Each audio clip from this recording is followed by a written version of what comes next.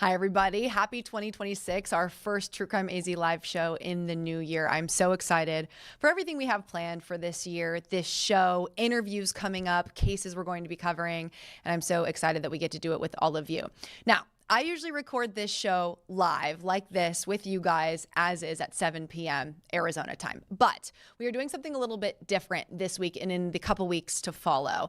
I actually recorded this show just a couple hours ago, but I'm going to be watching it live with you guys. I'm going to be in the chat, taking your questions live, answering them just as we typically would with the show itself. And honestly, I'm kind of excited to be able to watch it just like you guys, the audience, and answer you in real time while you're watching it play out. So it's still live in some aspect, and just know that I want your questions because these are three massive cases we're covering this week, and I think there'll be a lot of questions as this show goes on. So without further ado, I want to start with the very first case that we have. It's well known, and we did a whole documentary on it, the Jodi Arias case. That's segment one tonight, the big case. Okay, so you guys know we did a documentary called Obsessed, Unraveling Jodi Arias last year in November. We looked into her psychology, and part of that documentary was revealing the fact that she is running a blog from prison. Now, as people know, Jodi Arias was convicted and sentenced to life in prison without the possibility of parole for killing her ex-boyfriend, Travis Alexander, back in 2008 in his Mesa, Arizona home. She stabbed him in the shower 27 times. She shot him, then she lied about it, tried to get away with it, and it ended up becoming basically the most salacious trial of the turn of the century, and honestly, one of the most salacious trials that has ever happened in U.S. history. So she's been in prison. She is somebody who likes attention. She wasn't able to talk to me due to her attorneys in her appeal. But she did email me during the production of the documentary, and she runs this blog. You're seeing it on your screen. It's called Just Jodi. And in it, she talks about her daily life and her thoughts and her feelings and her opinions. And it's really the same that she did when she was writing in her journal before and after the murder of Travis Alexander. She has a very specific tone. It's fairly snarky, yada, yada, yada. The thing is, typically, she does not address the case at all in her blog posts. And that was something that I knew we were going to struggle with the documentary, because she just wouldn't talk about it anymore. It was more about, hey, do you want to know what I'm baking? Or do you want to know about my pet bird named April? Or do you want to know what I think about smoking or AI? It was like things like that. So I knew her attorneys in this appeal, her defense team now, did not want her to say anything to me, anything to media, and certainly not anything about the case if they're trying to get an appeal for the trial that played out in front of the world. But Jodi Arias is Jodi Arias, and she kind of does what she wants. So I subscribed to her blog as a journalist who follows her case and follows her. And in my inbox, it said, Just Jodi, new blog post with the title, Hello 2026. Clicked it, didn't know exactly what it was going to say. I'm also still hoping she'll address some questions I had sent to her a while ago as well. So I never quite know what we're going to see. And in this post, she addresses several different topics, but a lot of it revolves around her case itself, the trial, potential and alleged lost evidence, a habeas corpus case. I mean, we're talking the most that I have ever seen Jodi Arias discuss the case at all in writing for many years. So I want to take you through parts of that blog post before we get some analytics on it from an attorney who knows the case very well. So let me just read you some of what she said about the case itself in this new blog post, and then we'll go through what that all means and does she have a chance at appeal. So here's something that she said at kind of the top of it. Important exculpatory evidence in my case has been lost or destroyed. Where's my proof? I'm working on that. My lawyers yawn when I explain this. Detective Flores or some other henchman acting at Juan's behest likely destroyed or disappeared this exculpatory evidence. Maybe one of them will gain a conscience and admit to their tampering. Okay. Interesting. She's claiming there was evidence that they did not want to be part of this. She's referring to Mesa PD detective, retired detective Steve Flores, who headed up this investigation, and Juan Martinez, the fiery prosecutor who was on the case. So you've got her claiming the evidence portion of this. Then she talks about having a big fallout with one of the attorneys who's on her case and how she's lost this relationship and she felt betrayed and she's mourning this loss. And she says, very snarkily, I might add, In case you're guessing who I'm referring to, I've confided in, let me count, over 18 lawyers. So you're probably wrong. I'm sorry to be stingy with the details here, but I must. There is a theme in my life of being manipulated, exploited, and deceived by attorneys. I can definitely tell you guys that over 18 attorneys is definitely not normal under any circumstance. I know she went through many attorneys just to get to the trial portion, and that was back between 2008 and 2013. So now, obviously being in 2026, that's given her many years to go through other people. I think it just depends on who she actually wants to do what she wants to do, and maybe not what attorneys typically do. Okay, the last thing she said, the last way that she ended this, was when she's talking about post-conviction relief. That stands PCR is how they reference it. And the thing is, when you go through appeals like this in Arizona and many states, you go through the appeal process after a conviction, typically over and over again, depending on if you lose that appeal. But once you run out of appeals, then you can look towards something else. And for her, it's a habeas case, which basically means she's going to claim that her constitutional rights were violated during the trial. There might be something to that in terms of the fact that both attorneys were disbarred in this case. That's very unusual. But it seems that she is just going to be looking ahead now and is trying to find new counsel to represent her. So let me read what she said at the very end of her blog post. For 5 years, PCR has been a watched pot that I'm beginning to realize will never boil.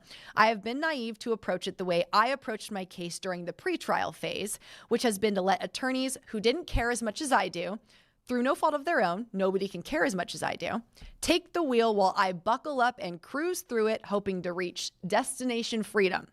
On that note, I'm going to reach out to those new lawyers now. Happy freaking New Year. You gotta love that Jodi dig there at the end. Happy freaking New Year.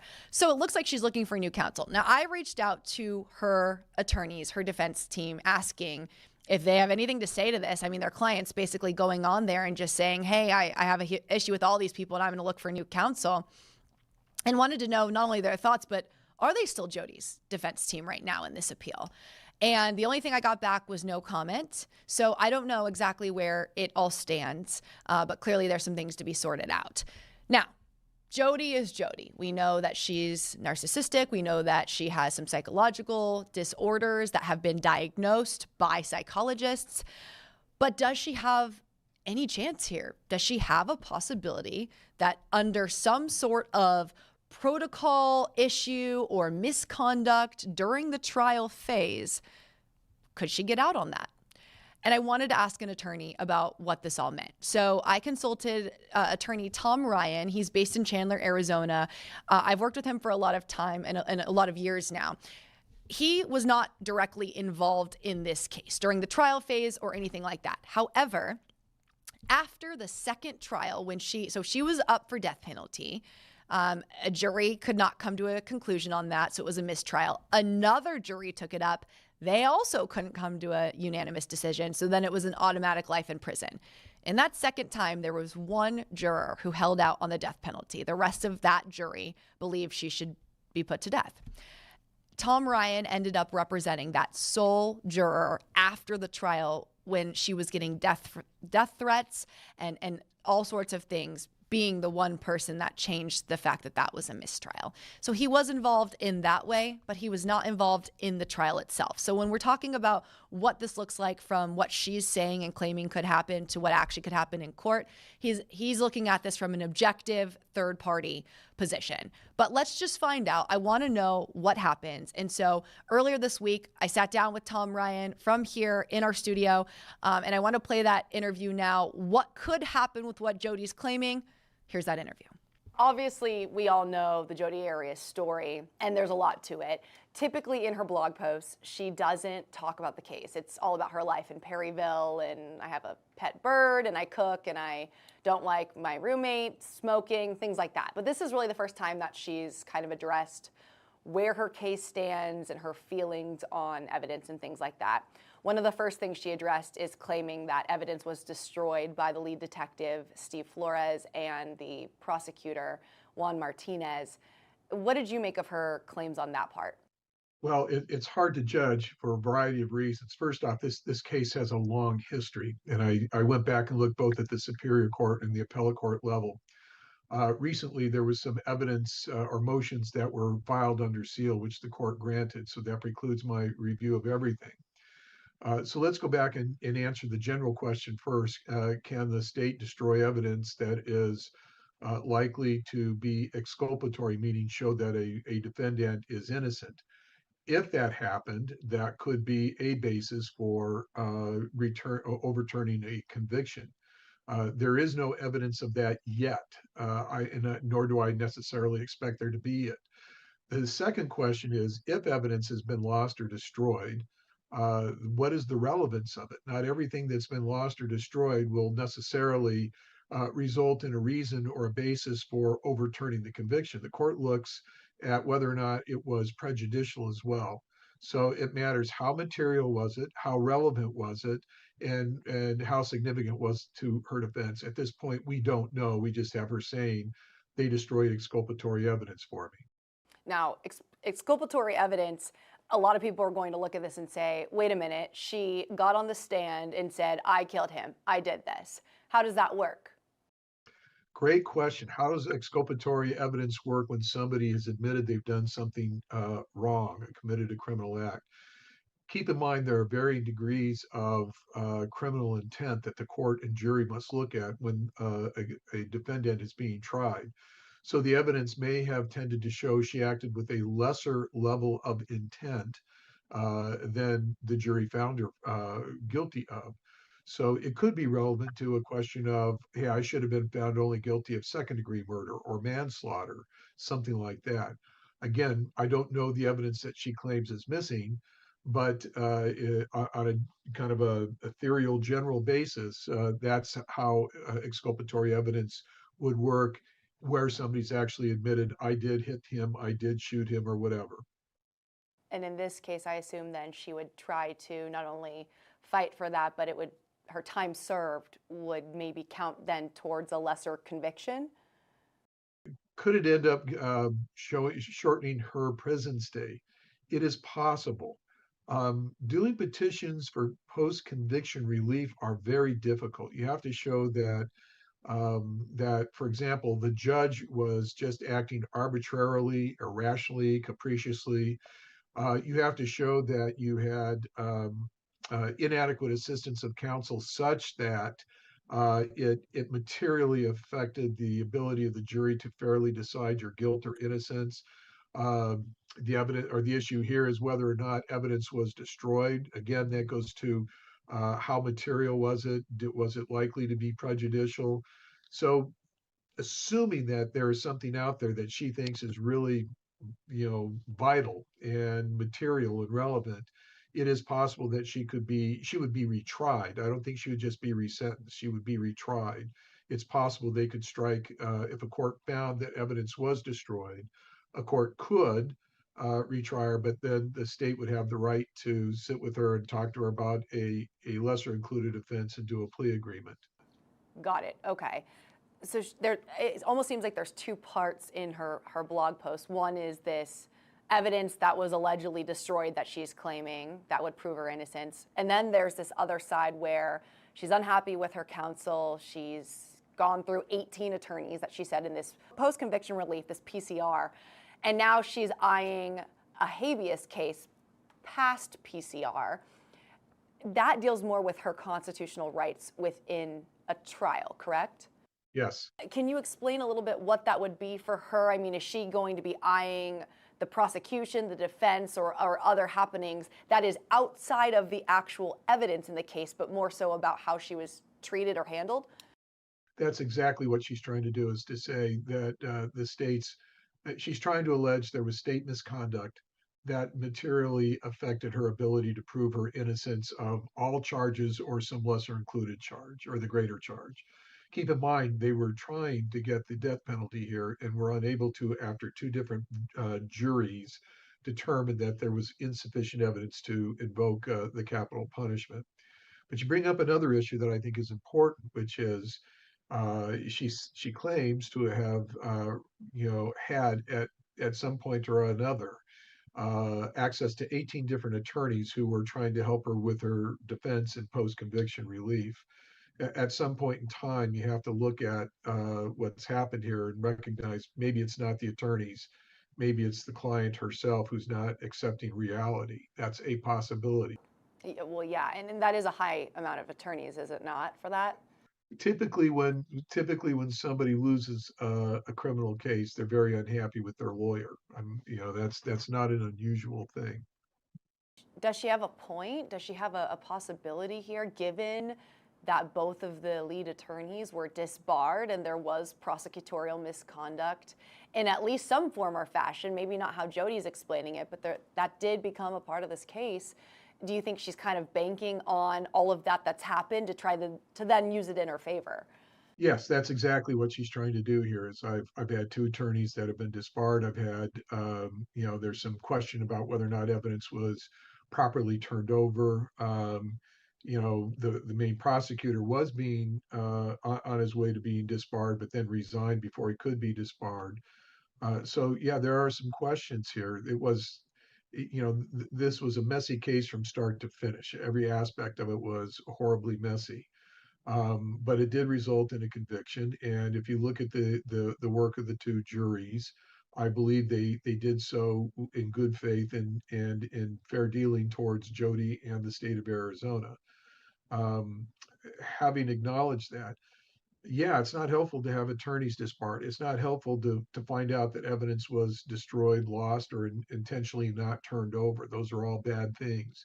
If she can prove a combination of all those things and show that there was so much mess in the way the trial was handled that it was overwhelming, it is possible, but I'm going to say not likely to get this conviction overturned.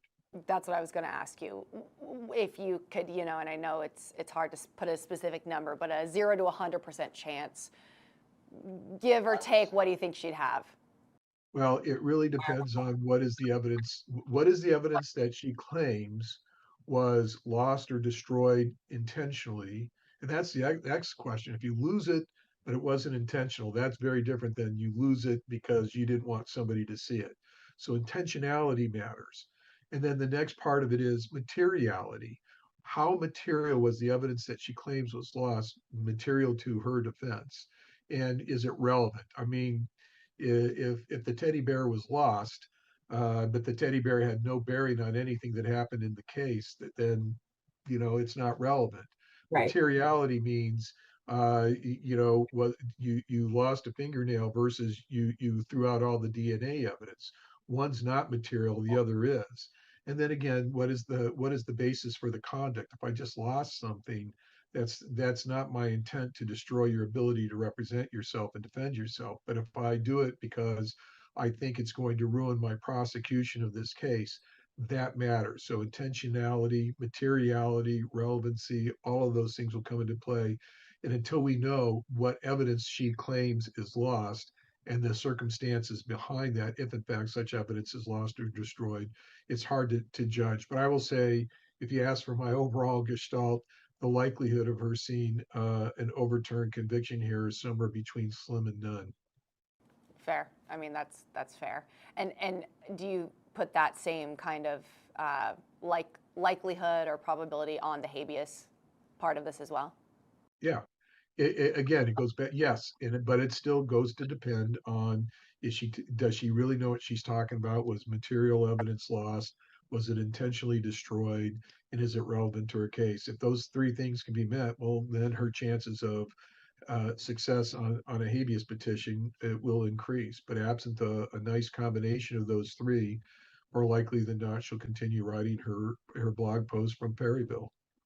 So she couldn't I mean, if all those things aren't true, she couldn't just write on the fact that the attorneys were disbarred and there was misconduct there, you don't think?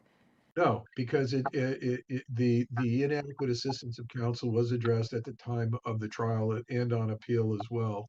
It is unlikely that any state or federal court will overturn that. The bar for inadequate assistance of counsel or ineffective assistance of counsel is very, very low in the United States. Interesting. And just last question for you. Her snarky tone then and now seems to be the exact same. The way that she writes the blog post is the same way that she wrote in her journal before and after the crime. It's the same kind of tone she seemed to take in the trial when she would address attorneys and other people. How does that weigh in for her now, do you think, both legally and just from the public standpoint? Well, I think it's more of a public issue than a court issue. And here's why I say that. Judges are required to put aside personality likes and dislikes when they are ruling on matters when a client or parties are in front of them. Not clients, but parties are in front of them. But I think it's the public thing is more important here in that um, Jodi has not been able to address her own misconduct in all of this. She's the victim in this story, and she cannot get over that. And until she understands that, there aren't going to be too many people who are willing to help her out. The idea that she's had 18 lawyers and she knows more about the law in criminal defense than those 18 lawyers tells me all I need to know about the narcissism that she's experiencing. Yeah, that's completely fair. I appreciate all of this because it can be confusing when you're trying to understand PCR versus habeas versus the trial itself and all of that. So just having you be able to kind of break it down and explain it in layman's terms to those of us who are not attorneys, I super appreciate it. So I guess we will see what happens with this. Will Jodi keep her attorneys? Will she get anywhere with this? Will she ever respond to me personally? Will this change things? I guess time will tell. We'll obviously stay on top of it. A lot of people still paying attention to the case. Coming up after the break, the big true crime case everyone's been talking about in the nation this week. The dentist in Ohio and his wife killed, murdered in their own home while their kids were inside, and now a manhunt is on to find their killer. We're tackling it all after the break.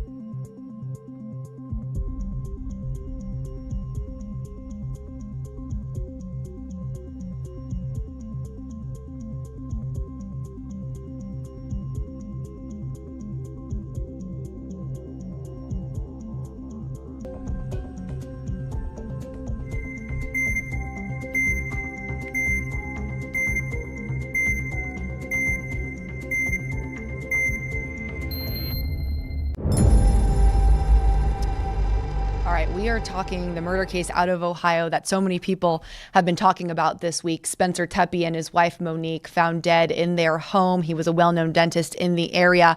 And I know people are talking about this case because I've had people outside of the true crime community actually text me asking what I think about this case and what's going on. So I know a lot of people are concerned. And I want to kind of give you the facts of the case and then take you through a confirmed timeline that includes 911 calls, that includes their family members talking about things so that you know from officials and family what we know up until this point. Because the reality is, at the moment, police believe that there is a killer who is out there. They are actively searching for somebody who they believe killed this couple. And it's a safety concern for people that know them. Were they targeted? Was this random? It's very bizarre. So let's go through the facts that we know. We're talking the dentist, Spencer Tepe, and his wife, Monique, right there. They are parents, 2 young kids, 4 and 1 year old. This is wedding video of them. I mean, they were social, well-known in the area. People who talk about them describe them as being extremely friendly, extremely social. This is just kind of that great American family. And all of a sudden, things were shattered when the 2 were found dead. It's bizarre because you see something like this and you think, okay, maybe this is murder, suicide. So often we don't know what's going on behind closed doors. But police don't believe that because they were both found shot dead. There was no murder weapon found at the scene, and there was no signs of forced entry. So this is really, really bizarre. Let's go through what we know so far. I want to play the newest piece of video that Columbus police have released, and that's surveillance footage of a hooded person, a hooded subject, walking. You can see it here on your screen. So they released this just a couple days ago. They believe that this person was walking in the area of the Tepes home in the hours between or around 2 a.m. and 5 a.m. when they believe that Spencer and Monique were killed. They're trying to find this person, naming them a person of interest at this time, hoping to talk to them possibly if this person was involved. Did they see anything like that? And so if you recognize or you know anybody or anything at all, they're hoping that they will get some tips from that surveillance footage. But let's go through the timeline of this case, because I think people are a little confused about the timing of it, who called 911 when, and then also another 911 call that's being scrutinized from earlier last year. So let's start with December 29th. That is when we know Spencer Tepe was last seen alive by his friends. They told police that they had talked to Spencer. That was all good and accounted for. But it's December 30th, the very early morning hours between 2 a.m. and 5 a.m. when Ohio detectives believe that Spencer and Monique were killed inside their home upstairs. And it's between that 2 and 5 a.m. window that police have given. They have not said, though, why they believe it's within those hours. And they must have something they've found that would suggest that, because there aren't 911 calls that are made for several hours after that. There's about 4 hours between that 5 a.m. window to when people first notice that something's wrong. So there must be something that they're not giving out, perhaps something that only the killer would know, and they don't want to show their cards right now so they don't compromise the investigation. So they believe that the couple was killed at that time. It's just before 911. It's just before 9 a.m. when the first 911 call comes in from the owner of the dental office that Spencer worked at. He's concerned because Spencer didn't show up for work, very unlike him. And even worse, they can't get a hold of his wife. Take a listen. We're very, very concerned because this is very out of character. And we can't get in touch with his wife, which is probably the more concerning thing. Now, 20 minutes later, officers then are dispatched to the home to do a welfare check. They say nobody answered, and then they left. But we just got new information, the Columbus Dispatch reporting this evening, that the chief of police confirmed that the officer who was dispatched for that welfare check actually went to the wrong address. It was about 40 minutes after that that the Tepes were discovered dead in their home. So that is new piece of information tonight, and that kind of changes the scope as to why there was nobody answering. Obviously, they were dead inside, but that officer going to the wrong home may have delayed the time frame in which the Tepes were found. So after the officer goes to the wrong door, 30 minutes later, colleagues and a friend then go to the actual Tepes house, and they claim that they could hear a child inside, the Tepes having a 4 and 1 year old child, unharmed, but inside the home at the time, and they make a 911 call next. They had a call out there. They knocked on the front door and back door multiple times, and there was no answer. Yeah, no answer. I can hear kids inside, and I think I heard one yell. So that call comes in. Then there's another 911 call just minutes after that from another coworker who says that they hadn't heard from Spencer in 3 hours. So at this point now, you have 3 different 911 calls, all of people concerned who can't get a hold of either one of them, and hear kids crying inside the home, but nobody's answering the door. Well, then after 10 a.m., so remember, they believe it was between 2 and 5 that the Tepes were killed. After 10 a.m., the same friend that told police he had seen Spencer alive, had been talking to Spencer on the 29th, somehow either gets into the house or gets access to the house enough to be able to get to a point where he sees a body. And he makes a distress 911 call when he makes that discovery. There's a body. There's a body. There's a body inside? Yeah. He's laying next to his bed, off of his bed, and there's blood. I can't get closer to see more than that. After that, detectives get into the house. They pronounce both Spencer and Monique dead. And then, of course, the investigation begins. And this is so concerning on so many levels, because you have neighbors in this neighborhood who have no idea whether somebody's out for the Tepes, or was this random? Was this a burglary gone wrong? Nobody knows if there was any sort of motive, who could have done this, what would have been the case here. And so you've got this community that's completely in fear right now, as there's this killer that's on the loose. But then you also have the family of Spencer and Monique, who's having to deal with the complete tragic ramifications and fallout of what just happened. First off, you have a 4-year-old and a 1-year-old who have no parents anymore. It's not likely that the 1-year-old will even remember their parents, and the 4-year-old obviously very young. And then you have a family on both sides who has lost Spencer and Monique. And so Spencer's brother-in-law, Rob Misley, has been doing interviews with the media this week, trying to just, kind of get out there the type of people that Spencer and Monique were. And as he's grieving and trying to process this, he's also trying to share with everybody what they were like, how they'll be remembered, and the hardest part about all of this. And so I want to play some of the sound from Spencer's brother-in-law, Rob, about the grief that they're all experiencing now. They were the glue of so many people in such a large community that they brought together. And they were just so loving and just so welcoming to people. Not being able to go visit them at their home and them not being able to see their children grow up. It just 2 things I can't fathom. Just a horrific case situation for the families of both Monique and Spencer. Now, there's been reports of another 911 call that was made from the Tempe home in April of last year. And there's been some scrutiny over whether it was Monique Tempe that called or not. This woman called, hung up. The dispatcher then called back, and a woman said that she was emotional, that she had gotten in a fight or an argument with her man, but claimed that she was okay and didn't need any assistance. The dispatcher didn't get the name of the woman who called. Now, originally, Rob Misley, who you just heard from, had told a podcast that was not Monique because that was another person who was at a party at their house. He said it didn't sound like Monique. She never referred to Spencer as her man. It just wasn't her tone. Nothing seemed to be Monique. So he thought that that was a party goer that may have called 911 around that time. He later told other media outlets that he was remembering a different party years earlier, and that was not the same one. However, tonight, again, in the Columbus Dispatch just coming in as this show's going on air, the chief of police confirming that was not Monique Tempe on that 911 call back from April. She said that police have no history of calls from that address or related to the Tempes.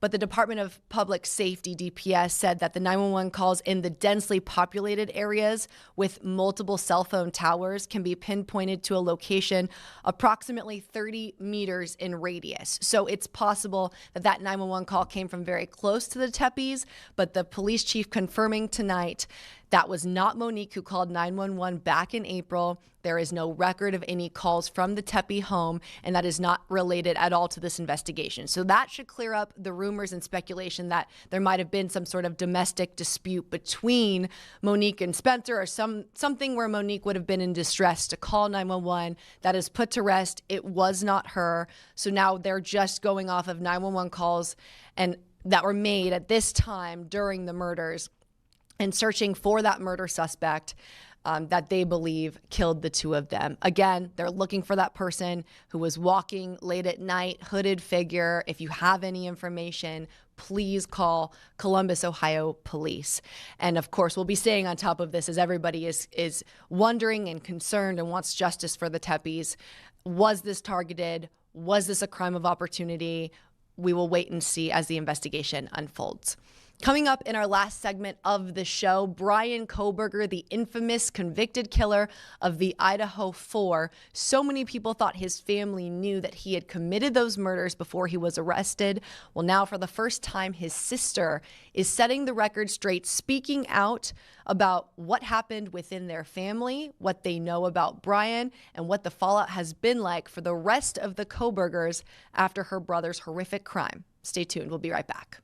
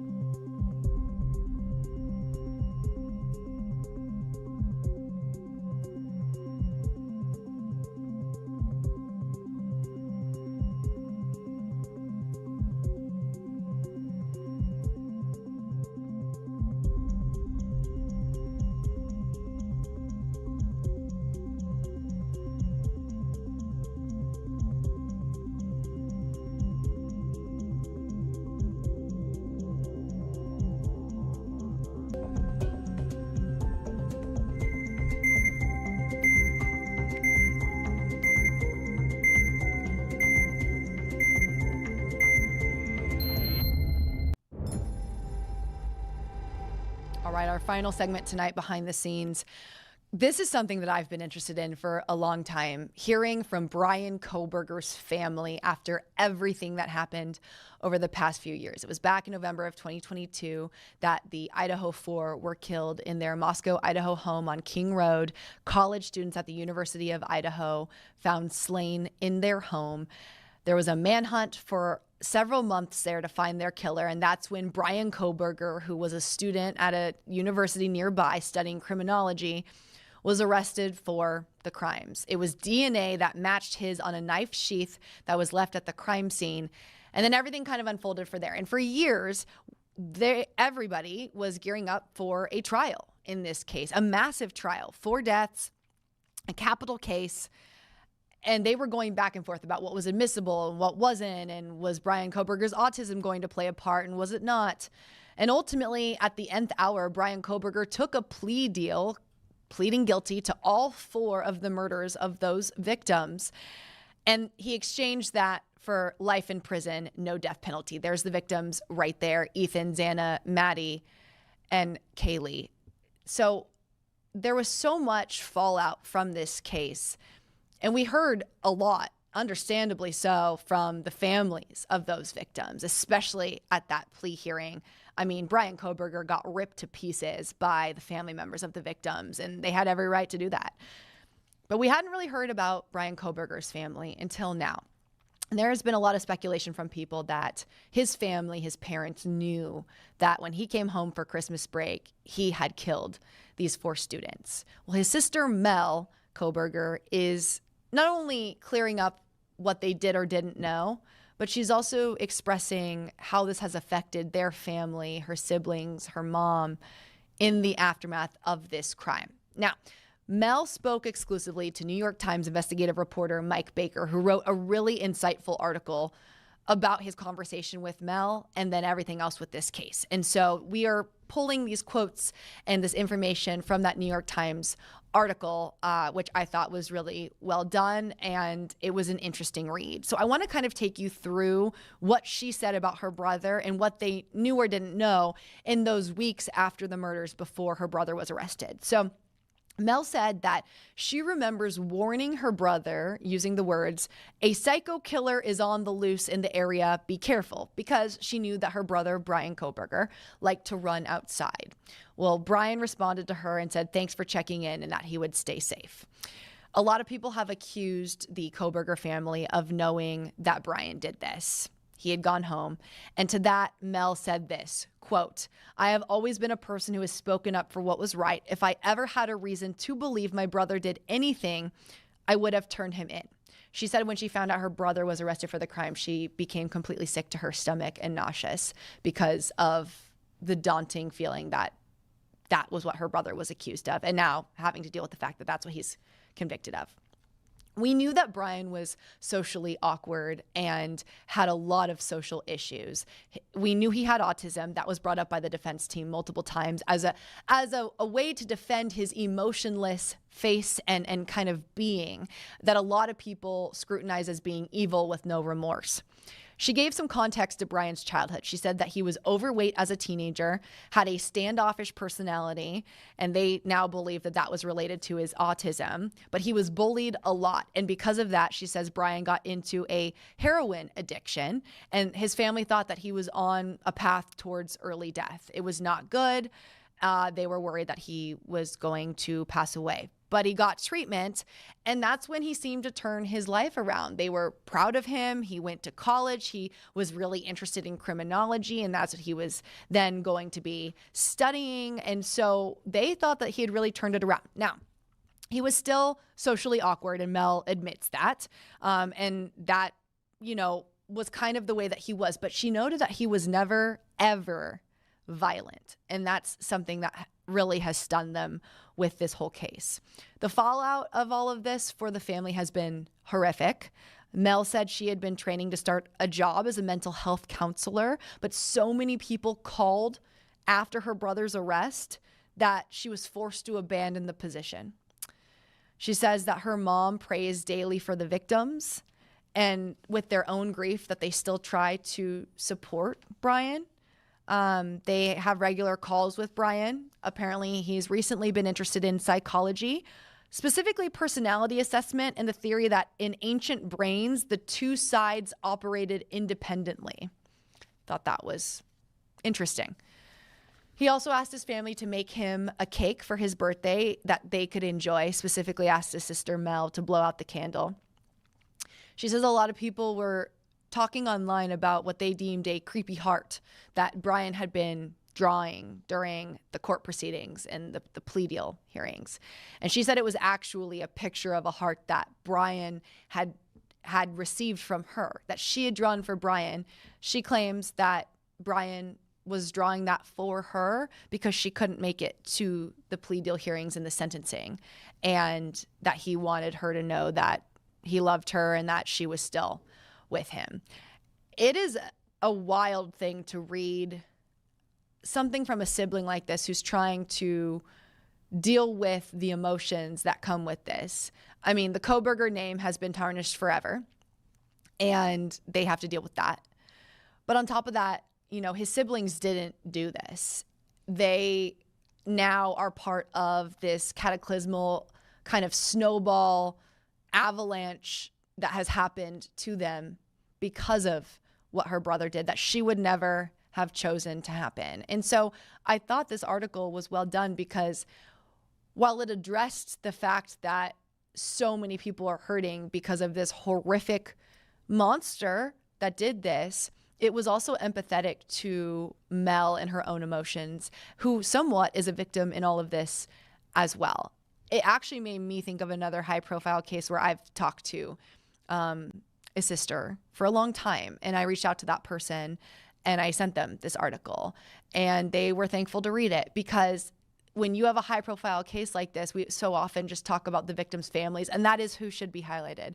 But there is always typically a mom, a dad, and siblings that deal with almost the perception that they too were killers based on that they're related to the person who did all of this. And so if you want to read more, I highly encourage you to go read Mike Baker's article in the New York Times about this.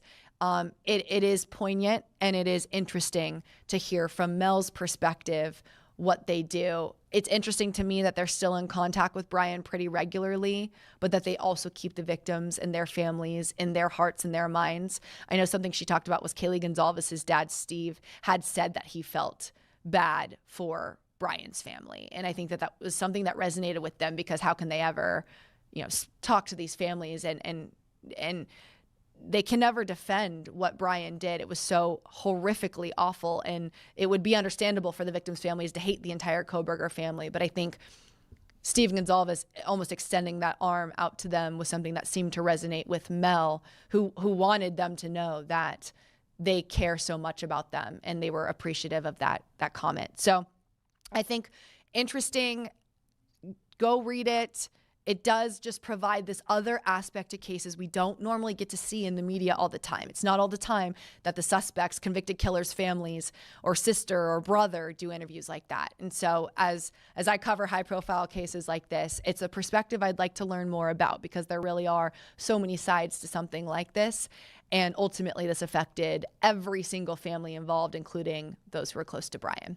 I want to thank everybody for joining us for our first show of 2026. I am so excited. I've got some big stuff planned for next week already, and just excited for the fact that we've got a new year, new cases, new investigations, new evidence, new interviews. This is what I love to do, and I'm excited to go on the journey with you guys as well. Thanks to everybody who's commenting in the chat. I'm glad I could chat with you guys live during this as well. A little different than usual, but still effective nonetheless. And I want you guys interacting with me and with us. And if you haven't yet, please go follow True Crime AZ Live on Instagram. I'm posting clips not only of the show, but also videos of me covering other cases throughout the week too, that I think you guys will have interest in. Subscribe on YouTube. We've got my YouTube. I usually post all of this, and then we've got the AZ Family YouTube, and we're going to be doing the True Crime AZ Live YouTube coming up as well. So there's a lot to this. We're excited to be with you, and we'll see you next week for True Crime AZ Live. Good night.